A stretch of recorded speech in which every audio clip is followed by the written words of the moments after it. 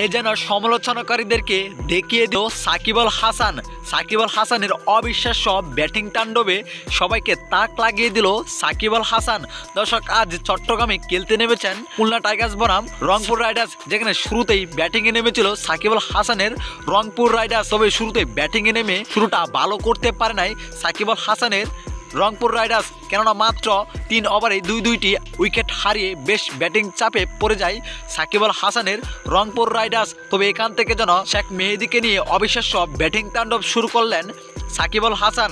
মাত্র 31 বলে 69 রান করে সবাইকে তাক লাগিয়ে দিলেন সাকিব আল হাসান। যেখানে ইনিংসে 6 নম্বর ওভার করতে এসেছিলেন নাসুম আহমেদের এই ওভারে মোট 26 রান নিয়েছিলেন সাকিব আল হাসান, যেখানে 3টি 6 মেরেছিলেন ও 2টি 4 মেরেছিলেন সাকিব আল হাসান। তবে ওই ওভারে এলবিডব্লিউর ফাঁদে পড়েছিলেন সাকিব আল হাসান। তবে আম্পায়ার আউট না দেওয়ায় এ যাত্রায় বেঁচে গিয়েছিলেন সাকিব আল হাসান। তবে শেষ পর্যন্ত 11 ওভারের মাথায় ক্যাচ আউট হয়ে টেবিলে এনে ফিরেন সাকিব আল হাসান। এদিন সাকিব আল হাসান করেছিলেন 31 বলে 69 রানের অসাধারণ ইনিংস। তো দর্শক, সাকিব আল হাসানের অবিশ্বাস্য ব্যাটিং তাণ্ডবটা আপনার কাছে কেমন লেগেছে অবশ্যই জানাবেন আপনার মতামত আমাদের এই ভিডিওর কমেন্ট বক্সে।